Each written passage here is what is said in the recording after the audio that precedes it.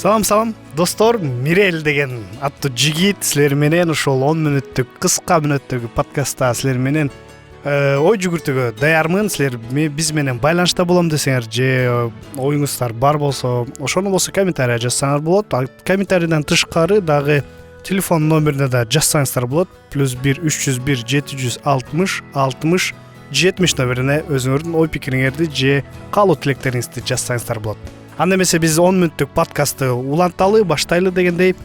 Ушул 10 мүнөттүк подкастта биз болсо бир кызыктуу тема жөнүндө сүйлөшүп көрөлү. Бул теманы болсо канчалык кызыктуу экенин силер көрөсүздөр. Мен үчүн бул кызык болуп эсептелет. Биз анткени мен ушул суроо менен көп кандай десем өзүмө суроо бергем да. Китеп окуу бул канчалык жакшы? Же китеп болсо негизи китеп деп атап коелу ушул подкастты. Китеп окуу эмнеге керек? Анан азыркы убакытта китеп окуу керекпи деген ошондой суроолорду ачып көрөлү. Анда эмесе кеттик. Китепти негизи эмнеге окуш керек? Кандай деп ойлойсуздар? Мына биринчи суроом, ошол ой пикириңиздер менен бөлүшүп кетиңиздер. Китепти эмнеге окуш керек? Же окуш керекпи? Китеп баягы ошол баракчаларды, мындай айтмакчы, ачып окуган жакшы. Азыр болсо негизи электрондук китептер өтө көп да. Андан тышкары интернетти ачып эле каалаган нерсени жазып койсоң чыгат. Анан компьютерде отуруп эле, телефондо отуруп туруп эле китеп ачып окуган болот. Бирок болсо көп адамдар айтат, мен китепти окуп сезиш үчүн мага кармашым керек дегендер да бар. Кээ бирөөнө жөн эле электрондук варианты болсо удобныйраак. Эми мындай суроо. Китепти эмнеге окуш керек? Бүгүн болсо бул суроо көп эле кайрадан эле берилип атат. Анткени болсо азыркы убакытта жаш балдардын деле, биздин адамдардын деле мындай карасак, интернет ээлеп алды жашообузду. Анан болсо интернеттен тышкары дагы жаш балдардыкы жанагы компьютердик оюндар бар го. Же улардыкы болсо телевизор, ар кандай жаңылыктар болобу, кино болобу, эмне болбосун, ошол телевизор көрмөй. Анан ошон үчүн китеп окуу азыркы негизи убакытта не популярдуу болуп калыптыр да. Анткени эгер мындай статистиканы карасак болсо 30% ошол чоң адамдар, улуу адамдардын китепти окубайт экен. Мындай ачып да карап да көргөндө эмес, такыр жолоп көрбөптүр да 30% болсо.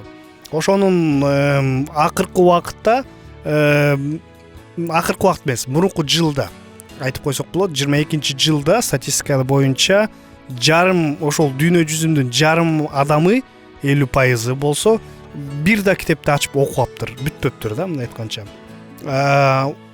10 жылдын ичинде ар кандай китептердин тираждары 4 эсе азайып кетти дейт. Ар кандай журналдар болобу, газеталар болсо, алар болсо 5 эсе жок болуп кетти дейт. Эмне үчүн?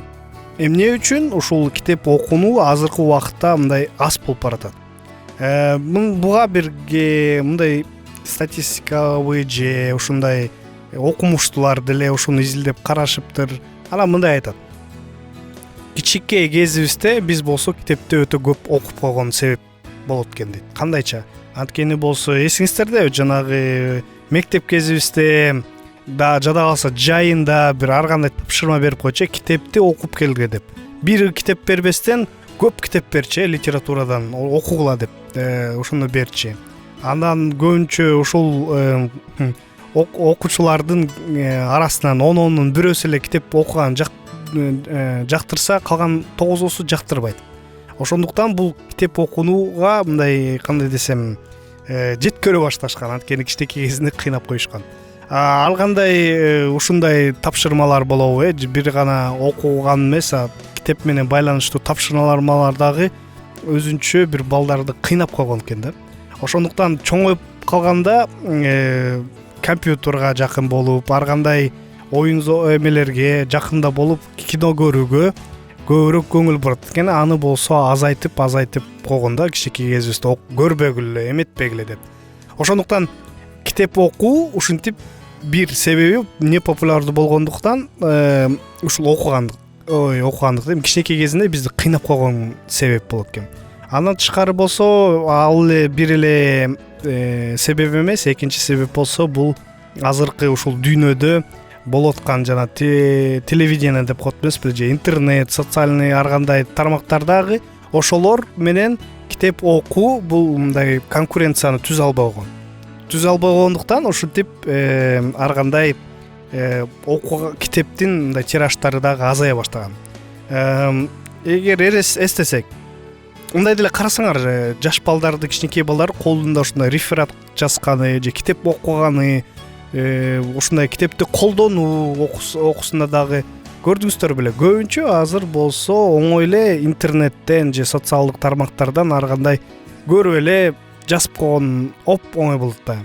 Анан жөн эле жазбастан да ошол эле рефератты көчүрүп туруп эле кээ жерин оңдоп коюп туруп эле ошо эмнени рефератта эмне түзүп турат, эмнени айтып турат дегенден дагы кандай десем, ичине кирбей түшүнбөй эле жөн эле ошону мындай копировать этип туруп эле жиберип койгондор болот. Ушунусу дагы болуп турат. Ошол себеп дагы китеп окууга дагы мындай көңүлдү азайтып койгон да. Убакыт жок. Кээде убакыт да жок. Азыр болсо жумуштан келгенден кийин баарыңыздар эми ушул эс алып турайынчы деп китеп алып окуйнчу дегендерибизде дагы аз өтөбүз. Барып кичине ваннага түшүп, ар кандай жумуштарды күйгө келип жетишип калыш керек, кечке чейин тамак жаза.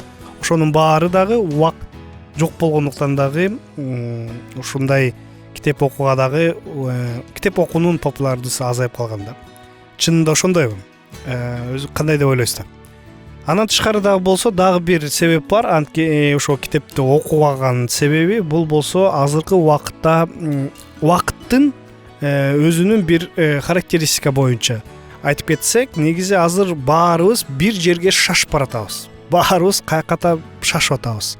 Баарын жетишип калалы, ашып кетели же башка иштерди кыла коелу, 2-3 ишти бүтүрүп коелу, анткени убакыт тар деп айтабыз. Анан ошондуктан биз мындай активдүү жүргөнгө көнүп калабыз. Ошо активдүү жүргөндүктөн китеп окуу деген бул эми убактылуу болсо дагы, бирок эчтеке кылбай калганды эсептелет да. Мындай жөн эле отурасың же жатасың, китепти ачып окуйсуң, эми ушуга убакыт короткон туурабы туура эмеспи деген ойлор да келет да.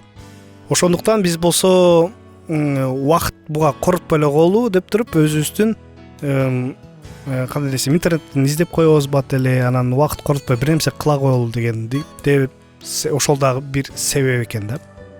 Негизи анан ошого кошумча да айтып кетсек болот, убакыт дегендиктен жанагы кичинекей балдарды дагы эгер жаш кезинен баштап окууну үйрөтпөсөк кандай болот? Окууну үйрөтпөсөк, ага китепке мындай китепти сүйүп, китепти жактырганды үйрөтпөсөк, анда албетте ал бала болсо чоңоюп баратканда ал китепти окугандан дагы баш тартышы мүмкүн да.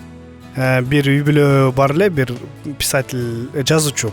Ошол жашоосун өзүнүн бөлүшүп келаткан, ал болсо мынтип жазат да, айтат: мамабыз болсо китеп окуганды билбечи дейт.